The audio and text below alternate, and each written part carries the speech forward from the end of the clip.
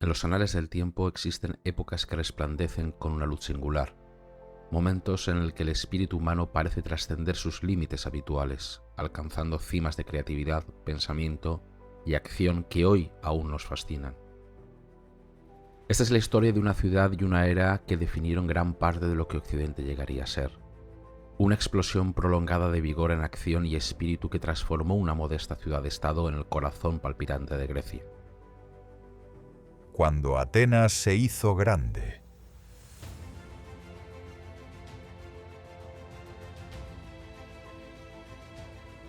Una era dominada por la figura de Pericles, un hombre que fue tanto producto como arquitecto de su tiempo, encarnando las aspiraciones más profundas de sus conciudadanos. Pero para comprender la Atenas de Pericles, cuya supremacía marcó los años centrales de este siglo prodigioso, debemos viajar atrás, a las raíces de su singularidad, a los cimientos sobre los que se erigió su edad dorada, una edad cuyo inicio podemos situar tras la gloriosa derrota de los invasores persas. Atenas en el siglo VI a.C. no parecía predestinada a la grandeza. Era una ciudad-estado entre muchas, incluso inferior a algunas en sus empresas. Su literatura no rivalizaba con la de la Jonia, ni poseía científicos de renombre. Sin embargo, bajo la superficie latían signos de un espíritu diferente. Sus esculturas arcaicas, aunque con afinidades a otras obras griegas, mostraban ya una penetración y delicadeza inusual, especialmente en el tratamiento de las figuras femeninas. Sus vasijas pintadas, gracias a la calidad excepcional de su arcilla y la firme línea de sus artistas, encontraban mercados lejanos. El Ática, aunque no exuberante, ofrecía recursos valiosos.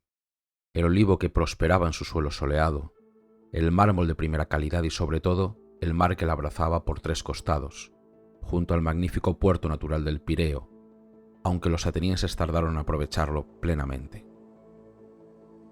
Existía además una fuerte conciencia de unidad forjada por las leyes de Teseo, que proclamaban haber unido el Ática bajo Atenas siglos atrás. Políticamente, Atenas inició el siglo VI con las reformas cruciales de Solón, que buscaban equilibrar la balanza entre ricos y pobres, frenando la capacidad de los primeros y dando seguridad a los segundos. Un primer paso fundamental hacia un orden más justo. Incluso la llegada de Pisístrato, un tirano en el sentido griego, un déspota militar, no detuvo por completo este rumbo. Aunque gobernó con mano de hierro, Pisístrato, por interés propio, conservó las leyes existentes y se preocupó por el pueblo a su manera, embelleciendo la ciudad con edificios como una nueva cámara del consejo y alentando la escultura a gran escala. La tiranía, sin embargo, tenía los días contados. En el año 510 a.C., Hipías, hijo de Pisístrato, fue derrocado. No por una revuelta interna, sino irónicamente por un ejército espartano al mando del rey Cleómenes, quien temía más a un Atenas fuerte bajo un tirano que bajo sus antiguos nobles. Parecía que el poder recaía en las familias ricas, en una oligarquía tradicional, pero las rivalidades entre estas familias eran profundas. Y entonces surgió una figura destinada a cambiar el curso de la historia ateniense, Clístenes, de la influyente familia de los Alcmeónidas. Clístenes, buscando el apoyo necesario para triunfar sobre sus rivales aristocráticos, tomó una decisión audaz y revolucionaria. En palabras de Heródoto, hizo entrar al pueblo en el consorcio. El demos, la multitud sin privilegios, cuya pobreza los había mantenido al margen del poder, encontró en Clístenes un líder inesperado. Cuando su rival Iságoras intentó restaurar la oligarquía con ayuda espartana, expulsando a 700 familias hostiles, el pueblo de Atenas entró en acción. Cercaron a Cleómenes en la Acrópolis y lo obligaron a rendirse. Clístenes pagó su deuda con el pueblo estableciendo una auténtica democracia. Sus reformas fueron ingeniosas, complejas y de largo alcance. Abolió las antiguas 4 tribus basadas en lealtades locales y fuente de discordia, y creó 10 nuevas tribus. Cada una de esas nuevas tribus contenían elementos de zonas muy diversas: la ciudad, la costa y el interior, rompiendo así las viejas lealtades regionales.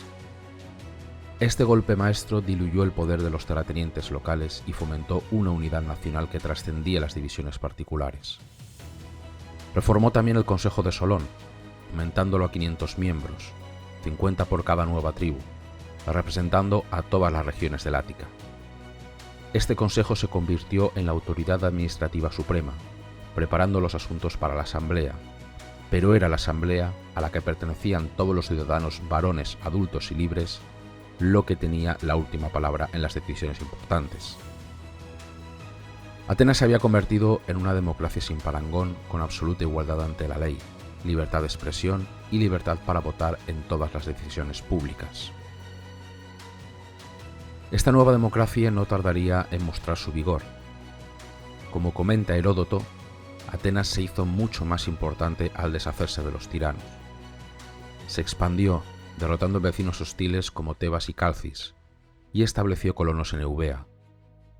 Los atenienses lucharon ahora no solo por su tierra, sino por un modo de vida único, conscientes del recelo que despertaban en potencias reaccionarias como Esparta y Tebas. Su triunfo más emblemático llegaría pronto.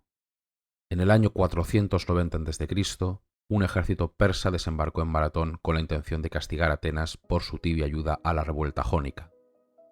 Allí, contra todo pronóstico, los hoplitas atenienses, con táctica diestra y moral elevada, obligaron a los invasores a retroceder. Maratón se convirtió en un mito fundacional, un símbolo de la resistencia heroica, una victoria nacional celebrada con orgullo por todos los atenienses.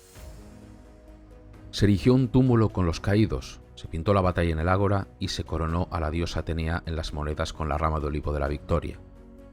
Sin embargo, al ser Milcíades el general victorioso, un aristócrata, la batalla también fue reivindicada por los círculos más conservadores como el símbolo de la vieja Atenas, un modelo de virtud frente a las innovaciones democráticas posteriores.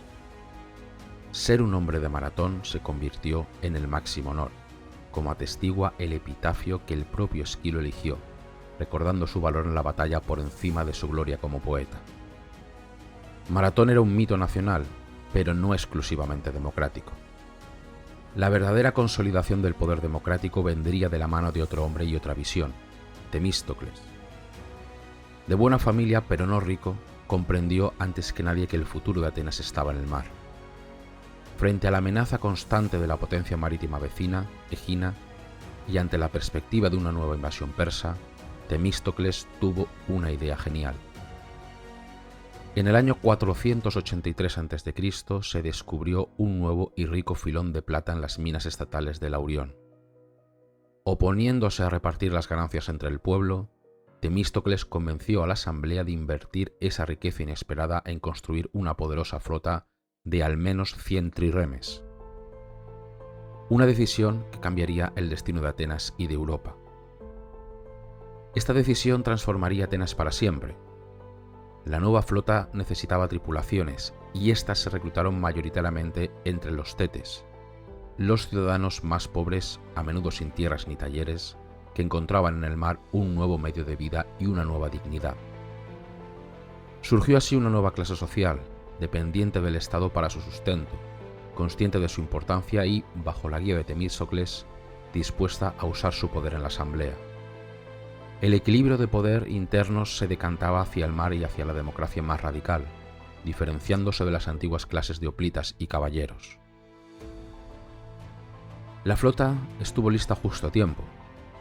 En el año 480 a.C., Jerjes, el gran rey persa, lanzó una invasión masiva por tierra y por mar. Temístocles, elegido general, evacuó a la población ateniense a la isla de Salamina y apostó todo a una batalla naval.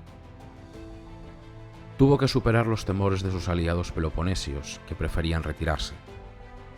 Mediante un astuto engaño, utilizando a su preceptor Sicinio como doble agente, indujo a la flota persa, muy superior en número, a entrar en los estrechos confines entre Salamina y el continente, donde su tamaño se convirtió en una gran desventaja.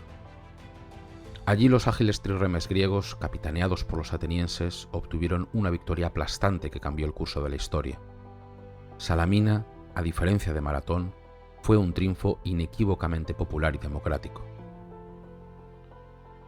Temístocles se convirtió en héroe nacional.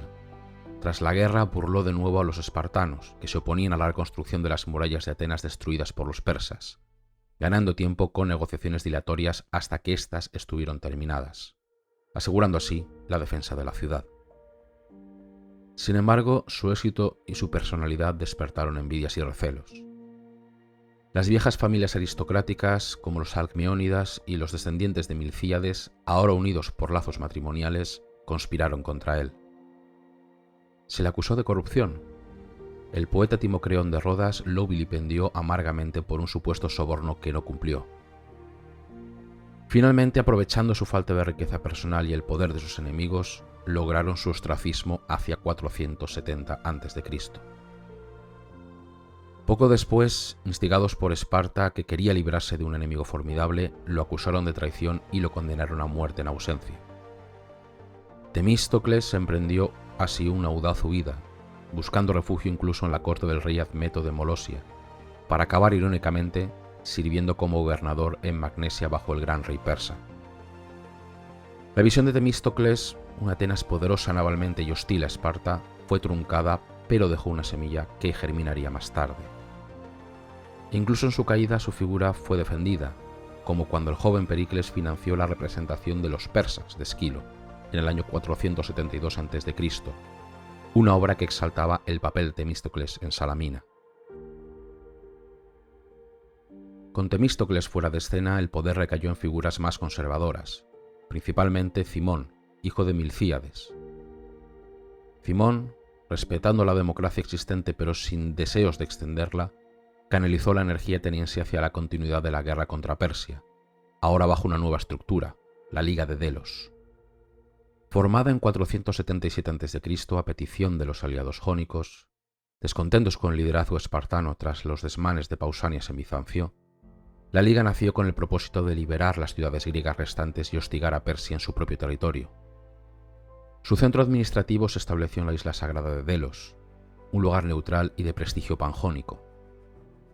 El arquitecto de la Liga fue Arístides, conocido como el Justo.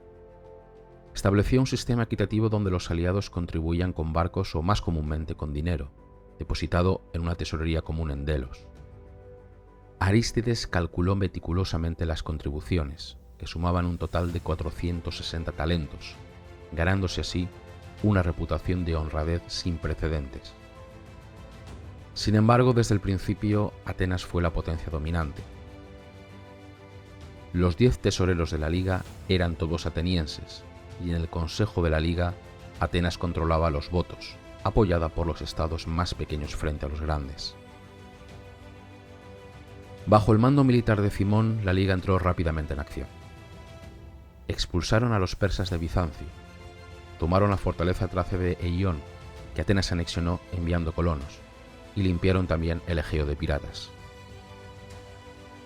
Una expedición notable fue la de Estiros en 476 a.C., donde Cimón no solo acabó con los piratas dólopes, sino que afirmó haber encontrado los restos del héroe ateniense Teseo, que fueron trasladados a Atenas con gran pompa.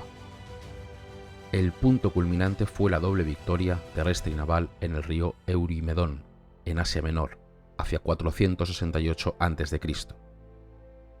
Esta victoria consolidó el poder ateniense en el sur de Asia Menor, incorporando incluso a pueblos no griegos como carios y licios a la esfera de influencia.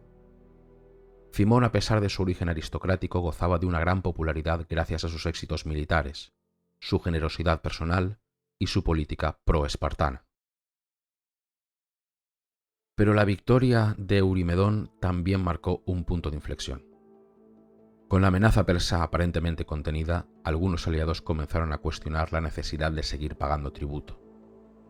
En 471 a.C., Naxos intentó separarse de la Liga. Atenas respondería con la fuerza, sitiando la isla y obligándola a volver, imponiéndole además una colonia ateniense. Unos años después, en 465 a.C., la rica isla de Tasos, que contribuía con barcos, entró en conflicto con Atenas por el control de unas minas de oro en el continente. Tras una sublevación y un largo sitio, Tasos fue sometida, sus murallas demolidas, su flota confiscada, sus derechos mineros entregados a Atenas y obligada a pagar tributo.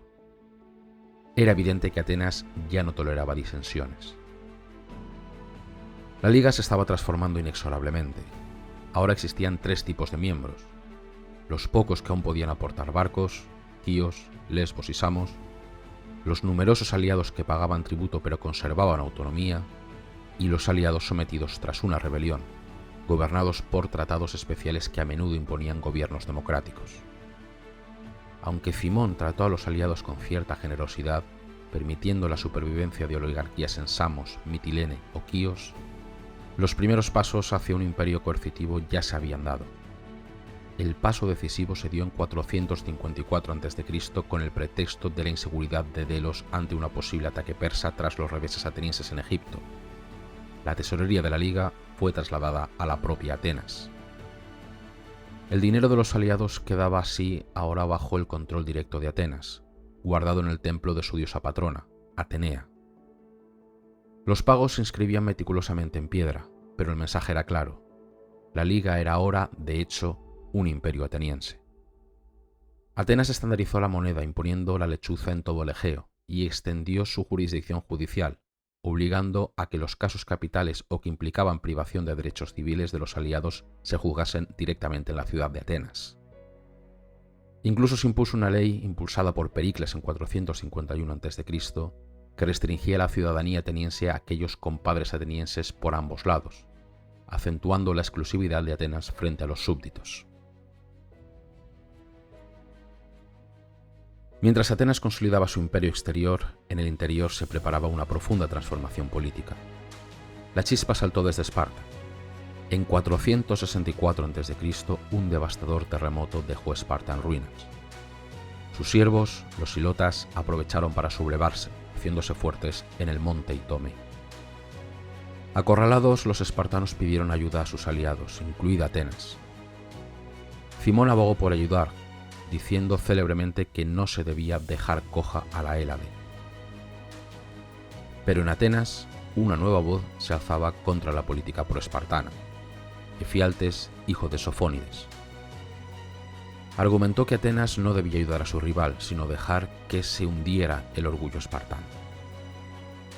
Prevaleció Cimón, pero la expedición ateniense a Mesenia fracasó en tomar el monte Itome, y los espartanos, recelosos de las ideas democráticas atenienses, despidieron bruscamente a las tropas.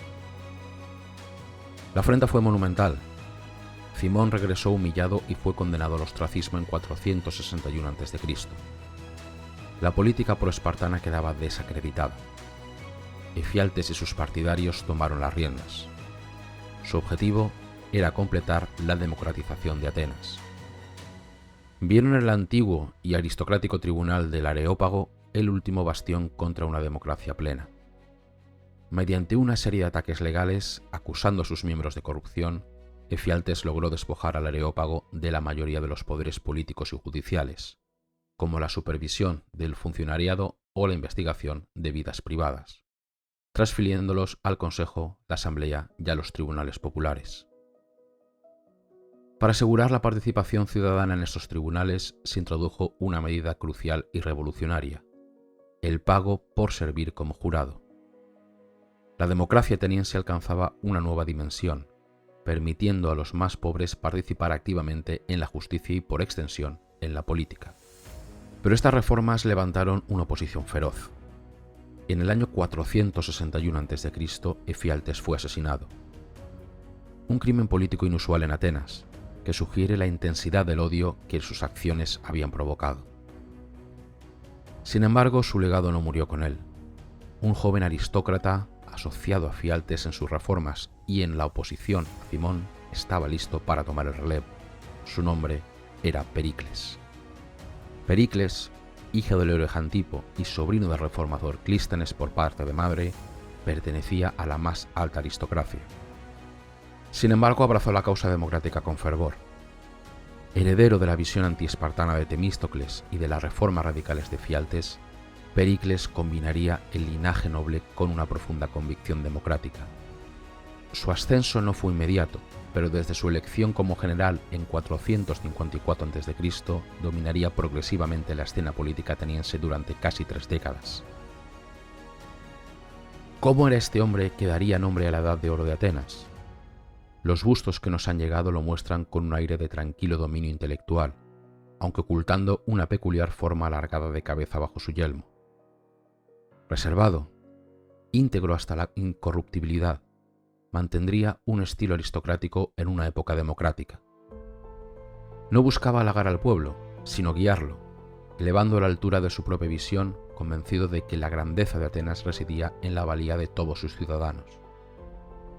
Se rodeó de un círculo de intelectuales y artistas, el músico Damón, su maestro, el filósofo jonio Anaxágoras, que le enseñó a mirar más allá de la superstición, el gran escultor Fidias, escultor de los magnos proyectos, el poeta trágico Sófocles, colega suyo como general.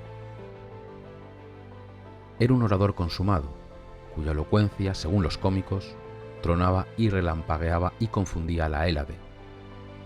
Su autoridad no se basaba solo en la persuasión, sino en la profunda integridad y una visión clara del destino de Atenas. Extendió el pago por cargos públicos a los arcontes y miembros del Consejo, completando la democratización y permitiendo una participación más amplia, aunque siempre sobre la base indispensable de la esclavitud, que liberaba a los ciudadanos para las tareas cívicas y militares. Los años que siguieron a la caída de Cimón y las reformas de Fialtes estuvieron marcados por la llamada Primera Guerra del Peloponeso, aproximadamente entre 460 y 445 a.C.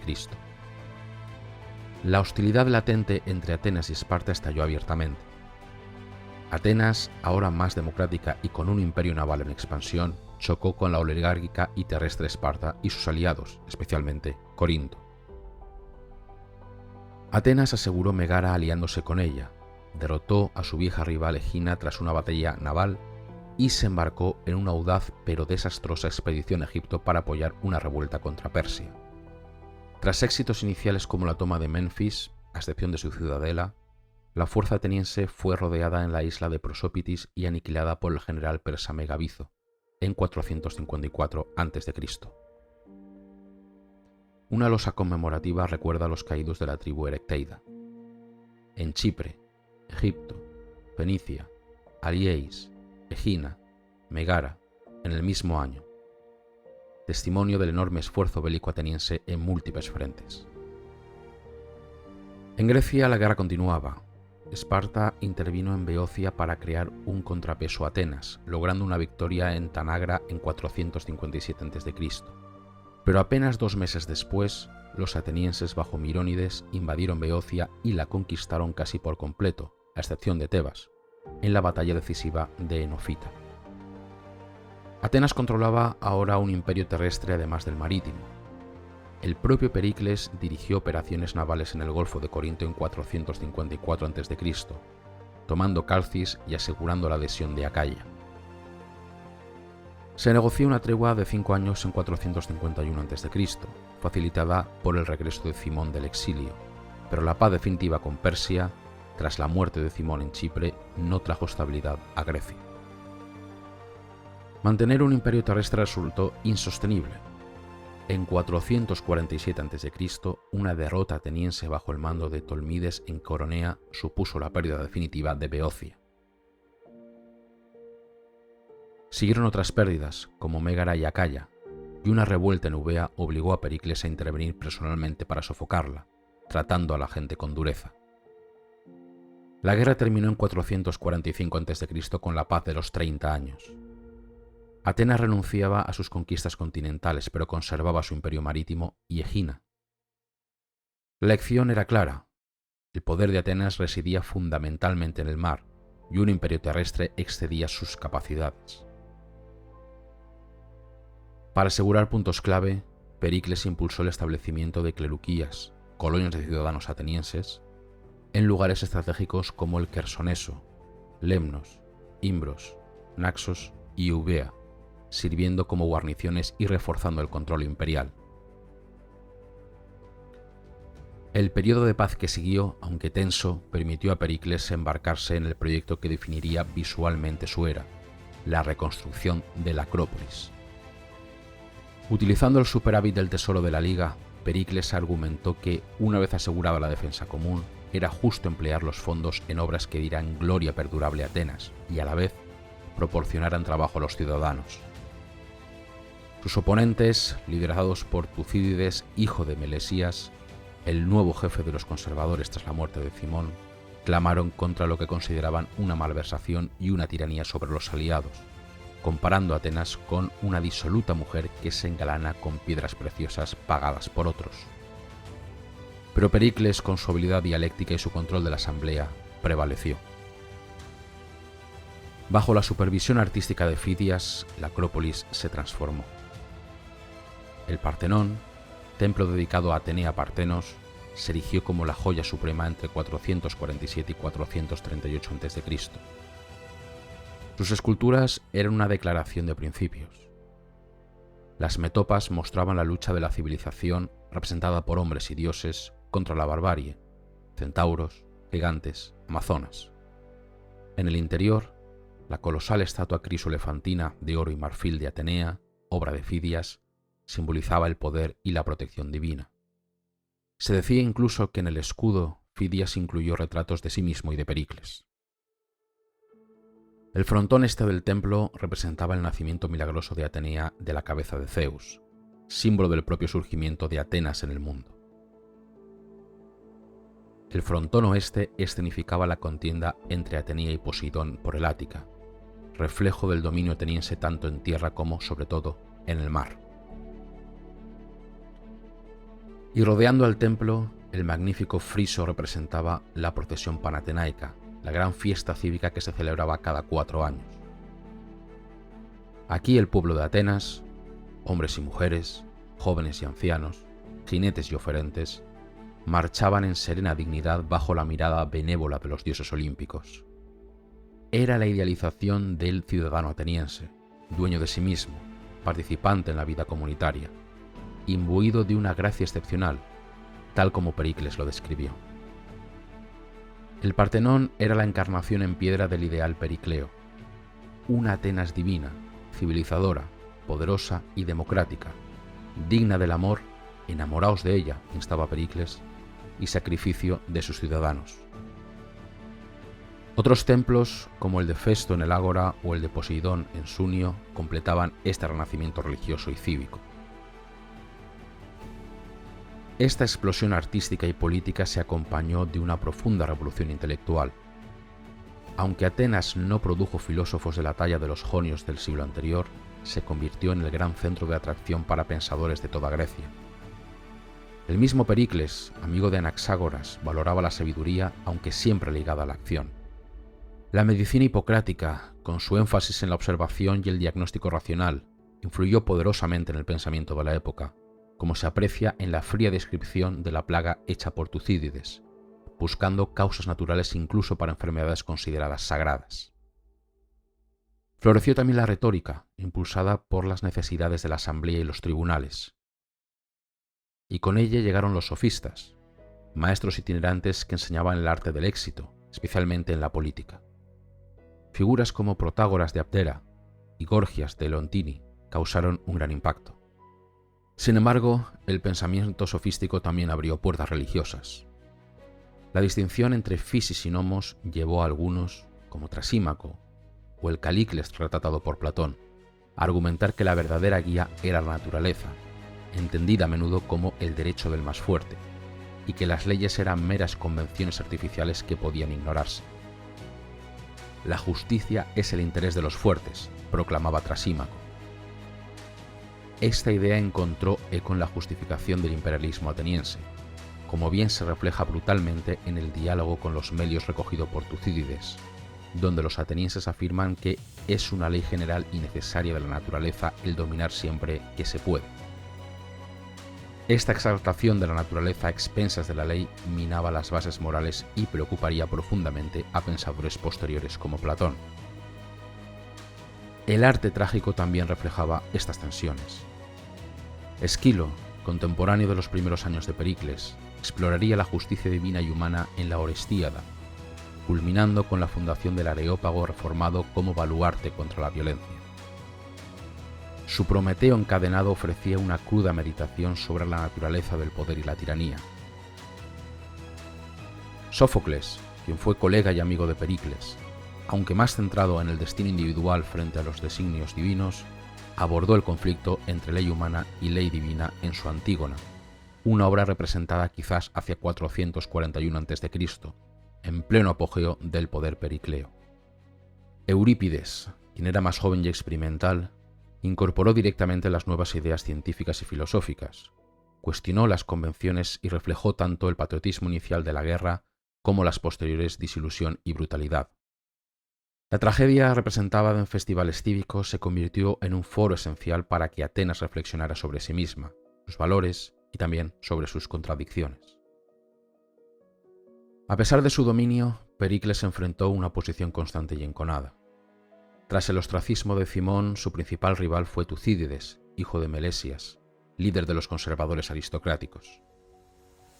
La lucha entre ambos fue intensa, especialmente en torno al uso de los fondos de la Liga para la construcción de la Acrópolis.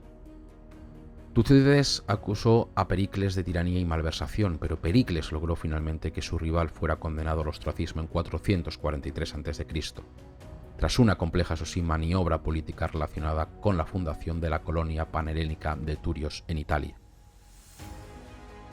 Sin embargo, sin su líder, la oposición continuó hostigando a Pericles, atacando a su círculo íntimo.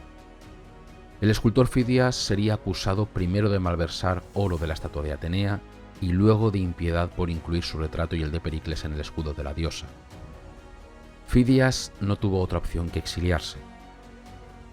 El filósofo Anaxágoras fue procesado por impiedad y por enseñar teorías sobre los cuerpos celestes, contraviniendo un decreto impulsado por el fanático Diópites.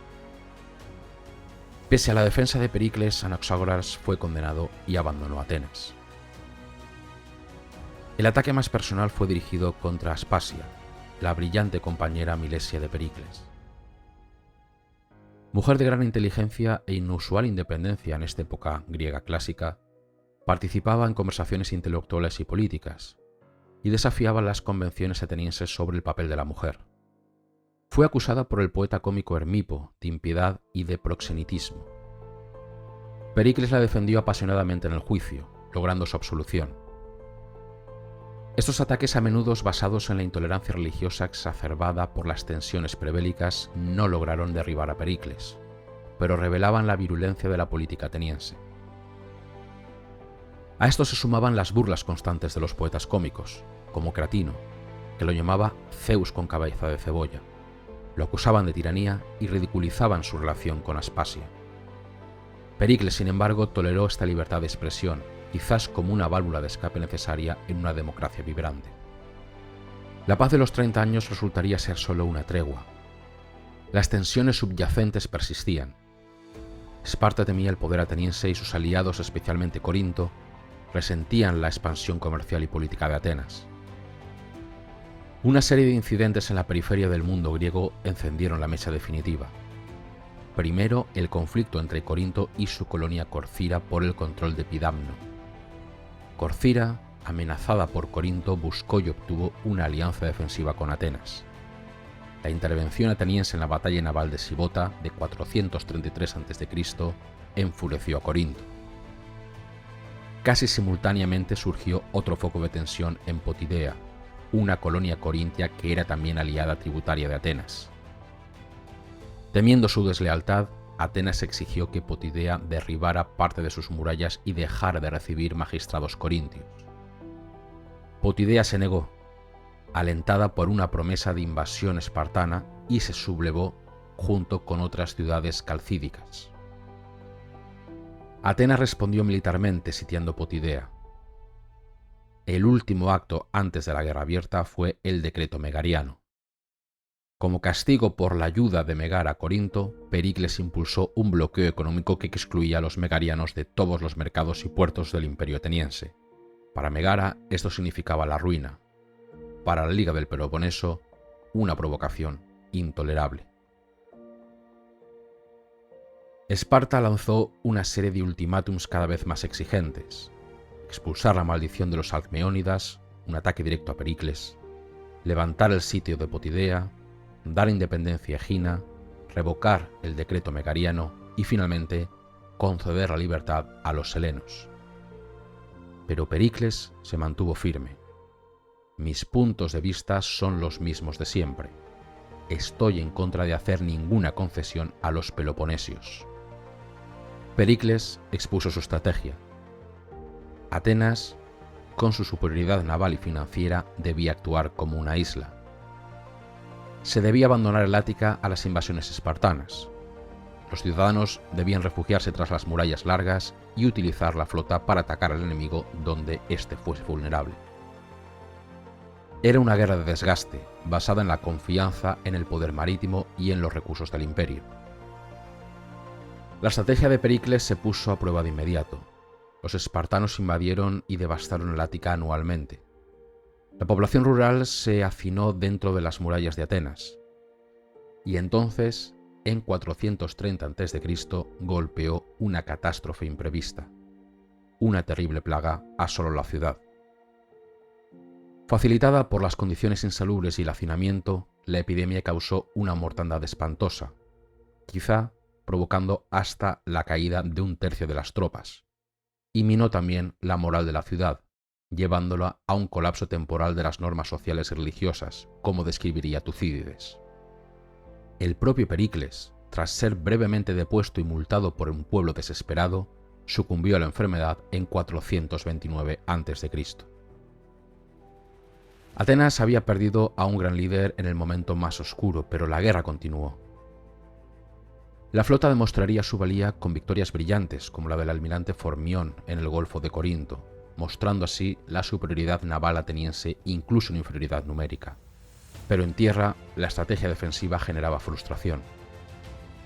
Los sucesores de Pericles, como el curtido Cleón, un demagogo eficaz pero brutal, carecían de una visión de autoridad. Hubo éxitos notables, como la captura de la guarnición espartana en la isla de Esfracteria, frente a Pilos, en el año 425 a.C. Un triunfo que pareció validar la estrategia naval y que llevó a Esparta a ofrecer la paz. Pero Atenas, envalentonada y liderada por Cleón, rechazó la oferta.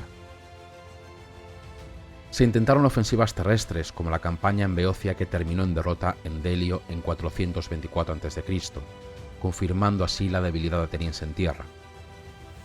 Mientras tanto, Esparta cambió de táctica. El brillante general Brásidas lanzó una audaz campaña en el norte, en Tracia, incitando a la revuelta de los aliados atenienses. Capturó la estratégica ciudad de Anfípolis, un duro golpe para Atenas, y una desgracia personal para el comandante ateniense responsable de la zona, el historiador Tucídides, que fue expulsado por este fracaso. La guerra llegó a un punto culminante en 422 a.C. en la batalla de Anfípolis, donde irónicamente murieron tanto Cleón como Brásidas. Con los líderes más belicosos de ambos bandos fuera de juego, se abrió el camino para la paz de Nicias en 421 a.C. Se suponía que restauraría la situación anterior a la guerra, pero las heridas eran demasiado profundas. La paz fue frágil y nunca se cumplió del todo. Las tensiones persistían. En Atenas surgió una nueva figura dominante, Alcibíades. Brillante, carismático, de noble cuna, era pupilo de Pericles. Ambicioso y sin escrúpulos, Alcibíades encarnaba tanto las grandezas como los peligros del espíritu ateniense.